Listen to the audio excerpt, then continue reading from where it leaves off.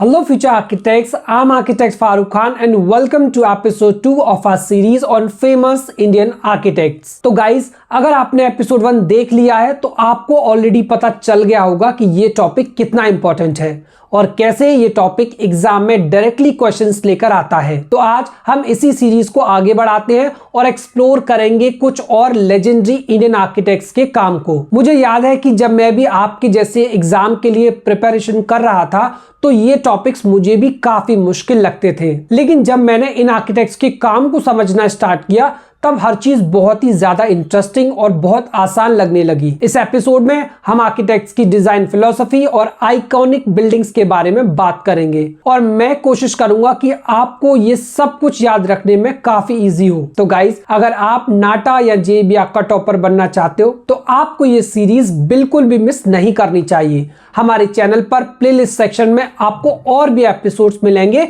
जो आपको हेल्प करेंगे। और वैसे जो लोग कमेंट कर रहे हैं न्यू एपिसोड्स के लिए, मैं आपको प्रॉमिस करता हूं कि आपको पूरी सीरीज मिलने वाली है, तो स्टे ट्यून्ड। और हाँ, एक जरूरी बात, अगर आपने अभी तक चैनल को सब्सक्राइब नहीं किया है और बेल आइकन को प्रेस नहीं किया है तो जल्दी से कर लीजिए, क्योंकि ये एपिसोड आपकी प्रेपरेशन के लिए एक गेम चेंजर साबित होने वाले हैं। तो चलिए अपने नोट्स उठाइए और अपनी डेडिकेशन को अपने साथ लाइए और शुरुआत करते हैं आज के एपिसोड की। Let's get started.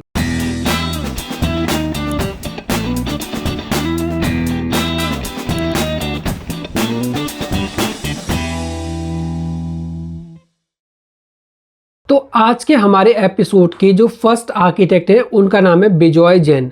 इनका जन्म 1965 में मुंबई में हुआ था और ये मुंबई में ही पले बढ़े और इन्होंने अपनी आर्किटेक्चर की पढ़ाई के लिए ये सेंट लुइस चले गए और वहाँ की वॉशिंगटन यूनिवर्सिटी से इन्होंने अपनी आर्किटेक्चर की पढ़ाई को कंप्लीट किया। उसके बाद ये लॉस एंजल्स चले गए जहाँ पर इन्होंने रिचर्ड मायर के ऑफिस में काम किया एंड फाइनली 1995 में ये इंडिया वापस आ गए और इन्होंने अपनी खुद की फर्म इस्टेब्लिश की जो आज के टाइम में काफ़ी पॉपुलर है और इनकी फर्म का नाम है स्टूडियो मुंबई। अब बात करते हैं इनके कुछ इंपॉर्टेंट वर्क्स की। तो पालमेरा हाउस जो कि 2007 में कंस्ट्रक्ट किया गया और ये अलीबाग महाराष्ट्र में लोकेटेड है और ये अपने आप में एक बहुत ही यूनिक स्ट्रक्चर है। And the second is copper house second, जिसको 2011 में कंस्ट्रक्ट किया गया और ये चौंडी महाराष्ट्र में लोकेटेड है। And the third is Ganga Maki textile studio जो कि उत्तराखंड में लोकेटेड है। एंड द नंबर 4 लेटी 360 रिजॉर्ट जो कि कुमाऊं उत्तराखंड में लोकेटेड है और इस रिजॉर्ट की खास बात यह है कि ये अपने विजिटर्स को 360 डिग्री का व्यू प्रोवाइड करता है। एंड द नंबर 5 इज उत्सव हाउस जो कि अलीबाग महाराष्ट्र में लोकेटेड है। And the number 6 the Pavilion at the Vatican जो कि 2016 में कंस्ट्रक्ट किया गया था और ये इटली के वेनिस बिएनएल में लोकेटेड है। अगर हम इनके डिजाइन स्टाइल की बात करें तो हम उसको 3 पार्ट्स में कैटेगराइज कर सकते हैं, मॉडर्निज्म, सस्टेनेबल एंड वर्नाकुलर। लेकिन अगर हम देखें तो इनकी जो फिलॉसफी थी बेसिकली तो उसके काफ़ी सारे पॉइंट्स थे जिन पर ये फोकस करते थे। तो उसमें से फर्स्ट जो पॉइंट था वो था क्वालिटी ऑफ रॉ मटेरियल। ये अपने जितने भी स्ट्रक्चर्स बनाते थे उसमें हमेशा ऐसे मटेरियल्स यूज करते थे जिनकी क्वालिटी बहुत ही ज़्यादा अच्छी होती थी, क्योंकि ये कभी भी एनवायरमेंट के साथ में या इनकी जो स्ट्रक्चर्स होते थे, बिल्डिंग्स होती थी, उनके साथ में ये कभी भी कंप्रोमाइज नहीं करना चाहते थे। अब बात करते हैं इनकी सेकंड फिलॉसफी की। तो इनकी जो सेकंड फिलॉसफी थी वो थी कंटेक्स्टलेस ऑब्जेक्ट्स को क्रिएट करना। तो बेसिकली कंटेक्स्टलेस ऑब्जेक्ट्स ऐसे ऑब्जेक्ट्स होते हैं जो अपनी सराउंडिंग्स पर डिपेंड नहीं करते। फॉर एग्जाम्पल, अगर आप एक एग्जाम्पल ले लो फर्नीचर का, मान लीजिए कि आपने कोई चेयर डिज़ाइन की या आपने कोई भी फर्नीचर क्रिएट किया और उस फर्नीचर को किसी भी क्लाइमेट में, किसी भी एटमॉस्फेयर में हम उसको यूज़ कर सकते हैं, देन दैट इज कॉल्ड कंटेक्स्टलेस, जो अपनी सराउंडिंग्स पर डिपेंड ना करता हो। अब इसके साथ में ऐसा नहीं है कि वो अपने सराउंडिंग्स पर डिपेंड नहीं करता तो वो लोकल्स की जो भी नीड है उनको फुलफिल नहीं करेगा। नहीं, वो जितनी भी लोकल्स की नीड होंगी, जो भी लाइक उसके यूजर्स हैं, उनकी सारी नीड्स को वो फुलफिल करेगा। एंड थर्ड अगर फिलॉसफी की बात करें तो थर्ड इनकी जो फिलॉसफी थी वो थी फ्यूजन। इनकी जितने भी स्ट्रक्चर्स हैं, बिल्डिंग्स हैं, उनमें ट्रेडिशनल आर्किटेक्चर और मॉडर्निटी दोनों का ही मिक्स देखने को आपको मिलता है। फॉर एग्जाम्पल हम ऐसे बोल सकते हैं कि अपनी बिल्डिंग्स में मान लीजिए अगर किसी लोकल मटेरियल का यूज़ कर रहे हैं, वुडन बीम्स यूज़ कर रहे हैं, तो वुडन बीम्स अगर ये यूज़ कर रहे हैं तो ये उसमें लाइक कोई भी मॉडर्न मटेरियल्स भी यूज़ कर सकते हैं। फॉर एग्जांपल ये ग्लास यूज़ कर सकते हैं, स्टील यूज़ कर सकते हैं। तो बेसिकली इनके जितनी भी बिल्डिंग्स थी उनमें आपको लाइक फ्यूजन भी देखने को मिलता है। अगर हम प्राइज और अवार्ड्स की बात करें तो इनको global award for sustainable architecture from L institute francaise the architecture से नवाजा जा चुका है, जो कि इनको 2009 में दिया गया था। इसके बाद लाइक 2012 में इनको स्विस आर्किटेक्चरल अवार्ड भी दिया गया एंड फाइनली 2020 में इनको अल्वर ऑल्टो मेडल भी दिया गया था। चित्रा विश्वनाथ ये एक फेमस इंडियन आर्किटेक्ट हैं और बेसिकली इन्होंने डिप्लोमा किया था नाइजीरिया से सिविल इंजीनियरिंग में, और फिर उसके बाद इन्होंने अपनी आर्किटेक्चर की डिग्री ली, बैचलर ऑफ आर्किटेक्चर, जो कि इन्होंने सेप्ट यूनिवर्सिटी अहमदाबाद से ली। एंड फाइनली 1990 में इन्होंने अपनी खुद की प्रैक्टिस स्टार्ट की और ये इकोलॉजी एंड आर्किटेक्चर पर बेस्ड इनका थीम है और उसी से रिलेटेड ये प्रोजेक्ट्स पर काम करती हैं। और बेसिकली ये एक वर्सटाइल आर्किटेक्ट है, लेकिन अगर हम कहें कि ज़्यादातर इनका जो फोकस किस पे था तो इकोलॉजी एंड एनवायरनमेंट से रिलेटेड प्रोजेक्ट्स पर इन्होंने ज़्यादा काम किया है। और अगर हम इनके इंपॉर्टेंट वर्क्स की बात करें तो वो है पेपक वर्कशॉप, जो कि बेंगलुरु कर्नाटका में लोकेटेड है, बुद्धि स्कूल जो कि बेंगलोर में है, एंड ओल्ड क्लब हाउस जो कि बेंगलोर कर्नाटका में है, एंड ओलैंड स्टेट जो कि कूला कुंबाई यानी कि तमिलनाडु में लोकेटेड है, and the fifth is Swastik dance school जो कि बेंगलुरु कर्नाटक इंडिया में लोकेटेड है। अगर हम इनके डिज़ाइन स्टाइल की बात करें तो हम उसको 4 की प्रिंसिपल्स में डिवाइड कर सकते हैं। For example like minimalism, sustainability, vernacular and climate responsive. Basically इनकी जो फिलॉसफी थी वो क्लाइमेट से रिलेटेड थी और ये अपनी बिल्डिंग्स में जितने भी लोकल मटेरियल्स होते थे उनको बहुत ही ज़्यादा यूज़ करती थी, क्योंकि इनका मानना था कि जितने भी ये मटेरियल्स यूज़ करें वो सारे मटेरियल्स सस्टेनेबल मटेरियल्स होने चाहिए। लाइक ये क्रॉस वेंटिलेशन को बहुत ज़्यादा यूज़ करती थी, सनलाइट को इन्होंने बहुत ज़्यादा यूज़ किया, एंड क्रॉस वेंटिलेशन का यूज़ करने का इनका ये भी एक पर्पस था कि ये बेसिकली पैसिव सोर्सेज को बहुत कम यूज़ करना चाहती थी। और इन्होंने ऐसे स्ट्रक्चर्स को, ऐसे बिल्डिंग्स को बनाने पर ज़्यादा फोकस किया जो नेचर्स के साथ में ब्लेंड हो जाती हो और उनका जो एनवायरमेंटल इम्पैक्ट हो वो बहुत कम से कम हो, और इवन उसको ये इन्होंने कोशिश किया कि उसको ये मिनिमम और इवन 0 तक भी लेके जाएं। प्राइज एंड अवार्ड्स, अगर प्राइज और अवार्ड्स की बात करें तो इनको wet sustainability champion of the year award से नवाजा जा चुका है, इनको Indian institute of architects national award मिल चुका है, and Charles Correa gold medal भी इनको प्राप्त हो चुका है। And the next is Christopher Charles Benninger. Christopher Charles Benninger, इनका जन्म 1942 में हुआ था और इनका जन्म बेसिकली यूनाइटेड स्टेट्स में हुआ। तो काफ़ी लोगों को ऐसा लगता है कि ये इंडियन आर्किटेक्ट नहीं है, बट क्योंकि इन्होंने अपना ज़्यादातर जो कंट्रीब्यूशन था वो इंडिया के लिए किया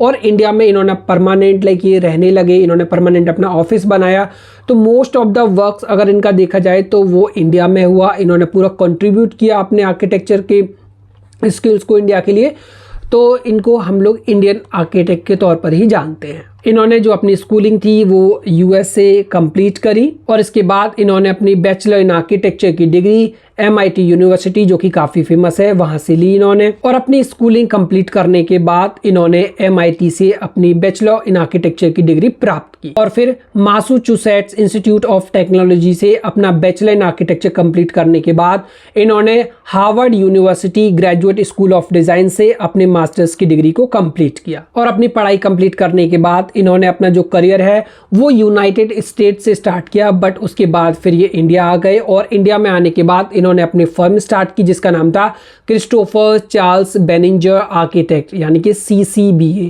जो कि पुणे में आज भी लोकेटेड है। अगर हम इनके कुछ इंपॉर्टेंट वर्क्स की बात करें तो जो इनके वर्ल्ड फेमस इंपॉर्टेंट वर्क्स हैं वो हैं महिंद्रा यूनाइटेड वर्ल्ड कॉलेज जो कि पुणे में लोकेटेड है, and Suzlon one earth global headquarters जो कि पुणे में लोकेटेड है, कोलकाता का most famous Indian institute of management यानी कि IIM कोलकाता जो कि वेस्ट बंगाल में है, and the fourth is Azim Premji University जो कि बेंगलुरु में लोकेटेड है, and the fifth is IIT Hyderabad. अगर हम इनके डिजाइन स्टाइल्स की बात करें तो इनके कुछ प्रिंसिपल्स थे जैसे कि कंटेक्चुअल आर्किटेक्चर। इसका बेसिकली मतलब ये था कि ये ऐसे डिजाइन्स क्रिएट करते थे जो बेसिकली वहाँ के लोकल कल्चर और क्लाइमेट के साथ में इजीली ब्लेंड हो जाएं यानी कि मर्ज हो जाएं। And second sustainability, and the third is open collaborative spaces, and the fourth is modernism with tradition. Modernism with tradition, इसमें इसका मतलब ये था कि बेसिकली ये ऐसे जो भी अपने डिजाइन्स बनाते थे उनमें इंडियन आर्किटेक्चर एलिमेंट्स को कंबाइन करते थे मॉडर्न एलिमेंट्स के साथ में। फॉर एग्जांपल अगर ये अपने बिल्डिंग्स में ग्लास का यूज़ कर रहे हैं तो वहाँ पे ये लाइक अब वहाँ के लोकल कल्चर को या जो इंडियन आर्किटेक्चर है उसके एलिमेंट्स को यूज़ करते थे, जैसे लाइक वुडन यूज़ कर लिया या कोई इंडियन आर्किटेक्चर का एलिमेंट है उसको यूज़ कर लिया। And the fifth is human centre design, और इनके जो डिज़ाइंस होते थे वो ह्यूमन सेंटर डिज़ाइंस होते थे। बेसिकली इसका मतलब कि वो ह्यूमंस की नीड को और फंक्शनैलिटी पर बेस्ड होते थे, तो बेसिकली हम उन्हें यूजर ओरिएंटेड स्पेसेस कह सकते हैं। And the sixth is urban integration and the last is minimalism. तो मिनिमलिज्म का मतलब होता है कि सिंपल और क्लीन डिज़ाइंस, बेसिकली इनके अंदर कोई भी लाइक अननेसेसरी डेकोरेशन नहीं होती है और कोई भी ज़्यादा ऑर्नामेंटेशन देखने को नहीं मिलता है। अगर हम प्राइज और अवार्ड्स की बात करें तो इनको कई बार एक्सीलेंस इन आर्किटेक्चर अवार्ड दिया जा चुका है एंड अराउंड 5 to 6 टाइम इनको बाबूराव महात्रे गोल्ड मेडल से नवाजा जा चुका है। एंड 2008 में इनको ग्रेट मास्टर आर्किटेक्ट अवार्ड भी दिया जा चुका है। हसमुख चंदू भाई पटेल, इनको SC पटेल के नाम से भी जाना जाता है। इनका जन्म 1930s में हुआ था और ये गुजरात में ही पले बड़े, और इसके बाद इन्होंने अपनी जो एजुकेशन है वो prestigious sir JJ college of architecture Mumbai से इन्होंने कंप्लीट की। मुंबई से अपनी एजुकेशन कंप्लीट करने के बाद इन्होंने अपना ऑफिस स्टार्ट किया और आर्किटेक्ट के तौर पर ये काम करने लगे, और इन्होंने अर्बन प्लानिंग की डिग्री भी हासिल की। इनकी फर्म अहमदाबाद में लोकेटेड है और इनकी firm basically institutional buildings, urban planning और रेजिडेंशियल डिजाइन पर फोकस करती है। अगर हम इनके इंपॉर्टेंट वर्क्स की बात करें तो उनमें है नेमन हॉल, जिसको प्रेमल ज्योति के नाम से भी जाना जाता है और ये अहमदाबाद में लोकेटेड है। And the second is State Bank of India Ahmedabad, and the third is Shyamal row houses Ahmedabad, and the fourth medical and social welfare centre जो कि मोकासान में लोकेटेड है, and the final one fifth Chinu Bhai centre and Patang restaurant Ahmedabad. इनके design style की बात करें तो इनका जो डिजाइन स्टाइल था वो 3 कैटेगरी में हम उसको कैटेगराइज कर सकते हैं, modernism, sustainable and vernacular architecture. तो बेसिकली इनके जो प्रिंसिपल्स होते थे तो ये मॉडर्न आर्किटेक्चर को ट्रेडिशनल इंडियन एलिमेंट्स के साथ में मिक्स करते थे, और इन्होंने सस्टेनेबिलिटी, इको फ्रेंडली मटेरियल्स और एनर्जी एफिशिएंट सिस्टम्स पर फोकस किया, और ये ऐसी बिल्डिंग्स को बनाने में यकीन रखते थे जो वहाँ के लोकल ट्रेडिशंस और कल्चर को रिफ्लेक्ट करती हो। अगर प्राइज एंड अवार्ड्स की बात करें तो 1990 में इनको IIA के द्वारा इंडियन इंस्टीट्यूट ऑफ आर्किटेक्ट्स का अवार्ड भी दिया जा चुका है, एंड 1998 में इनको Baburao Mhatre gold medal for life time achievement दिया जा चुका है। And in 2000 he was also awarded with great master architect award. Hiren Patel का जन्म गुजरात के अहमदाबाद शहर में हुआ था और इन्होंने सेप्ट यूनिवर्सिटी जो कि अहमदाबाद में लोकेटेड है वहां से इन्होंने अपनी पढ़ाई कंप्लीट की है, और ऐसा माना जाता है कि सेप्ट यूनिवर्सिटी एक ऐसा यूनिवर्सिटी है जहां से बहुत सारे आर्किटेक्ट्स निकले जो उन्होंने पूरा वर्ल्ड में अपना नाम रोशन किया। अपनी एजुकेशन को कंप्लीट करने के बाद इन्होंने अपनी फर्म स्टैब्लिश की और इनकी फर्म का नाम है हिरेन पटेल आर्किटेक्ट्स यानी कि HPA। अगर हम इनके इंपॉर्टेंट वर्क्स की बात करें तो वो हैं green house and the brick house and the village house and the frill house and the urban house जो कि अहमदाबाद गुजरात में लोकेटेड है। अगर हम इनके डिजाइन स्टाइल की बात करें तो इनकी डिजाइन स्टाइल को हम कुछ पॉइंट से समझ सकते हैं, जैसे कि मिनिमलिज्म। ये बेसिकली मिनिमलिज्म के अंदर लाइक क्लीन लाइंस का यूज करते हैं। बेसिकली ये बहुत ही ज्यादा लाइक ऑर्नामेंटेशन का काम हम यहाँ पे नहीं करते हैं, ओपन स्पेसेस क्रिएट करते हैं और बहुत ही सिंपल फॉर्म्स को क्रिएट करते हैं। एंड सेकंड था इनका सस्टेनेबिलिटी, इन्होंने इको फ्रेंडली मटेरियल्स को यूज़ किया, नेचुरल लाइट को इन्होंने यूज़ किया। And the third is contextual architecture. Contextual architecture का मतलब होता है बेसिकली कि कोई भी ऐसी डिज़ाइन या कोई भी ऐसा स्ट्रक्चर बनाना जिसमें हम लोकल क्लाइमेट और वहाँ के कल्चर को कंसीडर करके चल रहे हैं, ठीक है। तो वहाँ के जो कल्चर है, लोकल कल्चर है, जो वहाँ के लोकल ट्रेडिशंस हैं, तो वो उसके साथ में वो डिज़ाइन जो है ब्लेंड हो जाएगा। एंड नंबर 4 लोकल मटेरियल्स, इन्होंने अपने स्ट्रक्चर्स में ब्रिक, स्टोन एंड वुड जैसे लोकल मटेरियल्स को use. And the number 5 innovative details. इनकी बिल्डिंग्स बेसिकली फंक्शनल तो होती थी बट इन्होंने अपनी बिल्डिंग्स में यूनिक डिजाइन एलिमेंट्स को भी क्रिएट किया। अगर प्राइज और अवार्ड्स की बात करें तो इनको IIA नेशनल अवार्ड दिया जा चुका है, इनको इंडियन बिल्डिंग कांग्रेस जिसको IBC एक्सीलेंस अवार्ड भी कहते हैं वो भी इनको दिया जा चुका है। एंड द थर्ड इज उड़ान अवार्ड जो कि इनको 2011 में दिया गया था। नरीमन दोसाभाई गांधी, नरीमन दोसाभाई गांधी जी को नरीमन गांधी के नाम से भी जाना जाता है। इनका जन्म 2 जनवरी 1934 को सूरत में हुआ था।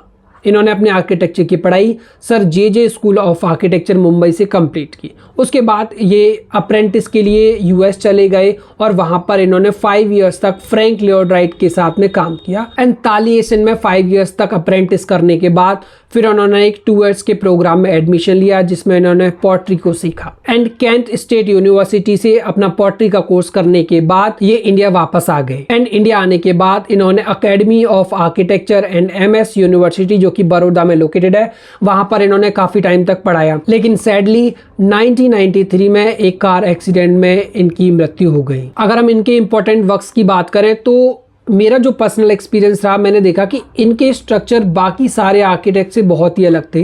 मैं चाहता हूं कि आप सभी भी जाएं और गूगल करें और इनके काफ़ी सारे वर्क्स को एक्सप्लोर करें। जब आप इनके वर्क्स को देखोगे तो आप देखोगे कि इनके वर्क्स में like modern architecture plus like local materials को किस तरीके से इन्होंने यूज़। तो इनके कुछ इंपॉर्टेंट वर्क्स में से हम देख सकते हैं गो भाई माउंटेन लॉज जो कि लोनावाला में है, Korlai bungalow, Jain bungalow and Revdanda house and beach house जो कि मद आइलैंड पर लोकेटेड है। अगर हम इनके डिज़ाइन स्टाइल की बात करें तो हमें वहाँ कुछ प्रिंसिपल्स देखने को मिलते हैं जैसे कि ऑर्गेनिक आर्किटेक्चर, नेचुरल मटेरियल्स। तो बेसिकली इन्होंने अपनी जितनी भी बिल्डिंग्स थी उसमें नेचुरल मटेरियल्स का यूज़ किया। जैसे कि सबसे ज़्यादा अगर आप इनका कोई भी स्ट्रक्चर देखोगे तो ब्रिक्स आपको सबसे ज़्यादा देखने को मिलेगा, लाइक ब्रिक्स एंड स्टोन। तो बेसिकली सारे लोकल मटेरियल्स का, नेचुरल मटेरियल्स का इन्होंने अपनी बिल्डिंग्स में यूज़ किया। And the third point is the craftsmanship. तो बेसिकली इनकी आप जितनी भी बिल्डिंग्स देखोगे तो उनमें आप देखोगे कि हैंडमेड वर्क बहुत ज़्यादा किया गया।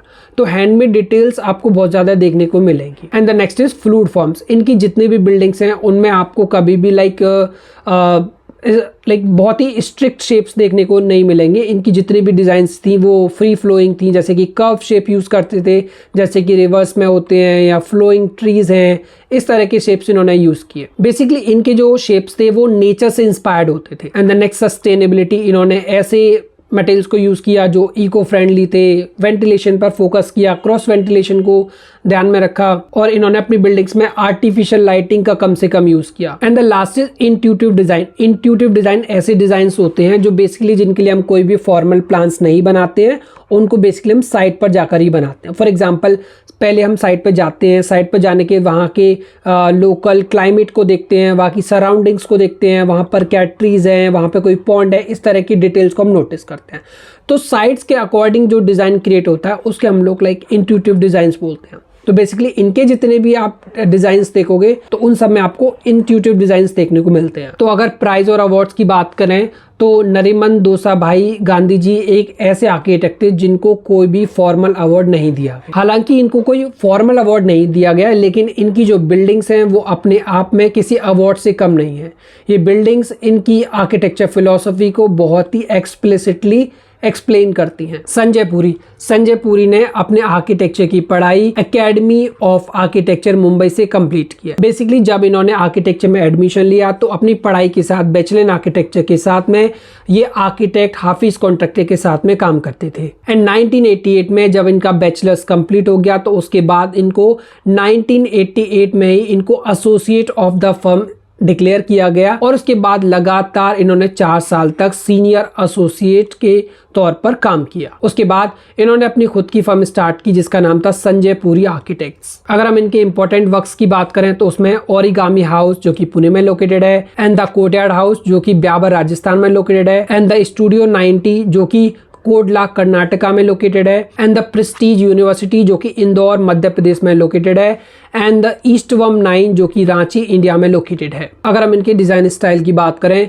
तो इनका डिज़ाइन स्टाइल मॉडर्न भी है और मिनिमलिस्टिक भी है, एंड इनकी डिज़ाइंस में ये इनोवेटिव फॉर्म्स को यूज़ करते हैं और इन्होंने सस्टेनेबिलिटी को भी फोकस किया और ये कंटेक्चुअल डिज़ाइंस क्रिएट करने में बिलीव रखते हैं। इनकी philosophy local climate, cultural context और ओपन फ्लूइड स्पेसेस और बोल्ड ज्योमेट्रिक स्पेसेस पर फोकस करती है। अगर प्राइज एंड अवार्ड्स की बात करें तो इनको 2023 में winner of the world's best residential architecture का अवार्ड दिया जा चुका है, एंड 2022 में इनको the world's best housing project का भी अवार्ड दिया जा चुका है, एंड 2022 में इनको the world's best residential firm का भी अवार्ड दिया जा चुका है। मानित रस्तोगी इन्होंने अपनी पढ़ाई एसपीए दिल्ली से कंप्लीट की। एसपीए दिल्ली से अपना बैचलर्स कंप्लीट करने के बाद ये लंदन चले गए एंड लंदन जाकर इन्होंने आर्किटेक्चरल एसोसिएशन ऑफ लंदन को ज्वाइन किया, जहां से इन्होंने सस्टेनेबल एनवायरमेंटल डिजाइन प्रोग्राम और AA डिप्लोमा को कंप्लीट किया। अपनी पढ़ाई कंप्लीट करने के बाद ये इंडिया वापस आ गए और इंडिया वापस आकर इन्होंने अपनी फर्म स्टैब्लिश की, जिसका नाम है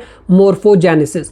मोर्फोजेनेसिस आज के टाइम में इंडिया की one of the most famous firm है। अगर हम इनके इंपॉर्टेंट वर्क्स की बात करें तो उसमें है इन्फोसिस कैंपस नागपुर इंडिया, जो कि मिहान में लोकेटेड है, एंड सेकंड विलास इन सियोलिम, जो कि गोवा में लोकेटेड है, and the third is Ansal university Gurugram, and the number 4 institute for integrated learning, जो कि ग्रेटर नोएडा में लोकेटेड है, and the number 5 the Woodside Kasauli India, and the number 6 Chettinad health city auditorium, जो कि चेन्नई में लोकेटेड है। अगर हम इनके डिजाइन स्टाइल की बात करें तो इनकी जो फिलॉसफी है वो कंटेक्चुअल डिजाइन पर फोकस करती है। बेसिकली हम इसको ऑलरेडी डिस्कस कर चुके हैं, जिसमें हम सराउंडिंग्स को कंसीडर करते हुए अपने डिजाइन्स को क्रिएट करते हैं। And he also focused on sustainability and innovations also. इन्होंने अपनी प्रैक्टिसेस में इको फ्रेंडली मटेरियल्स का यूज किया। इनकी जितनी भी प्रैक्टिसेस थी वो इको फ्रेंडली थी, और हाँ, इन्होंने यूजर एक्सपीरियंस को काफी ज्यादा प्रायोरिटाइज किया अपने डिजाइन्स में। अगर प्राइज एंड अवार्ड्स की बात करें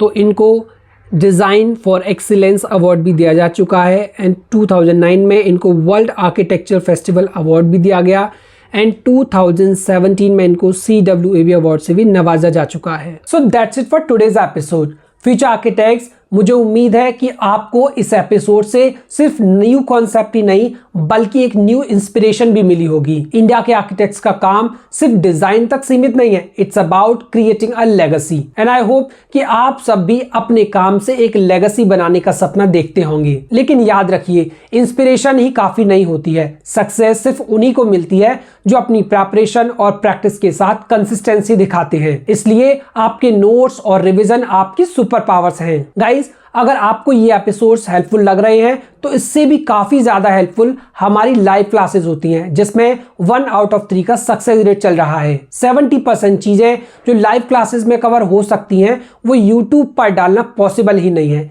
इसलिए मैं रिकमेंड करूंगा कि अभी तक अगर आपने फ्री डेमो क्लासेस बुक नहीं की है तो जरूर कीजिए। क्या पता कि इन डेमो क्लासेस की वजह से आपको सही डायरेक्शन मिले और आप टॉपर बन जाओ। बहुत सारे स्टूडेंट्स हर वीक हमें ज्वाइन करते हैं, तो आप भी करिए, and it's obviously completely free of cost, तो ज्यादा मत सोचिए। नेक्स्ट एपिसोड में हम कुछ और लेजेंडरी आर्किटेक्ट्स के काम को एक्सप्लोर करेंगे, लेकिन तब तक अपने ड्रीम्स को स्ट्रॉन्ग रखिए और उनकी तरफ एक स्टेप बढ़ाते रहिए। Till then, stay creative, stay inspired, and keep building your dreams, and see you soon.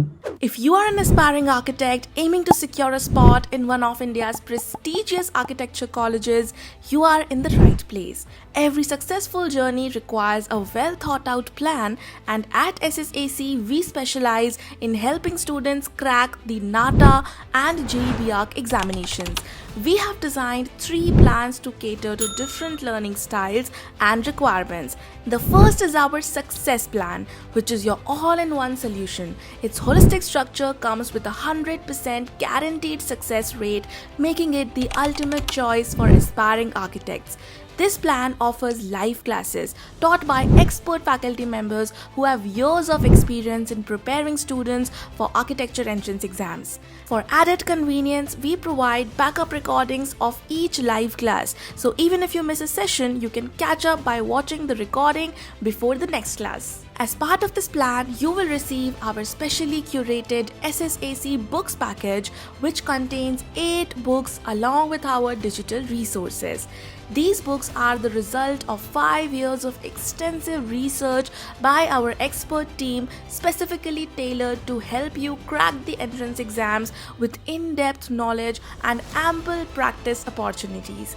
Our digital resources include a rich collection of creative ebooks that cover all topics in a detailed and easy to understand manner. Whether you prefer studying from physical books or digitally, you will have both options available. enjoyable. In addition to the ebooks, our digital resources include time-based exams after each module to track your progress, the last 10 years of solved previous year papers, and exam-like mock tests designed to stimulate the actual NATA and JEE ARC exams. All our tests and mock tests are custom made with many questions being repeated year after year, boosting your chance of becoming a topper. On top of that, there will be fun assignments and group activities that make learning at SSAC very enjoyable. To further support your progress, we conduct a parent-teacher meeting (PTM) or Viva every month to discuss your performance, provide personalized feedback, and set goals for improvement. For students who prefer more flexibility in learning but still want to access high-quality materials and structured guidance, the self-learning plan is the ideal option.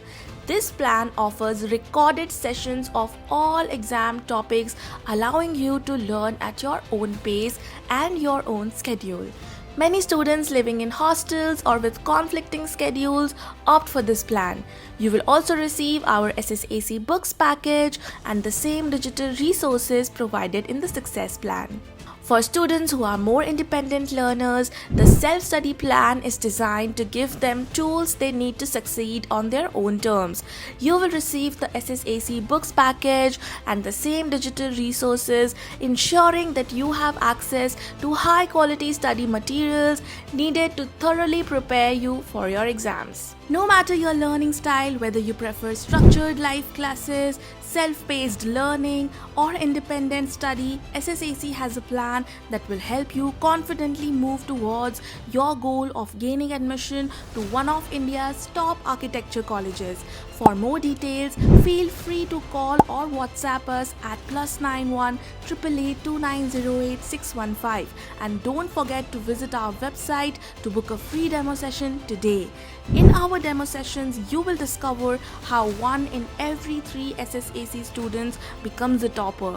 At least come and experience the magic of our absolutely free demo sessions, and I guarantee you that you will not regret it. With our dedication to excellence and your commitment to success, together we can achieve your dream, because success is a choice.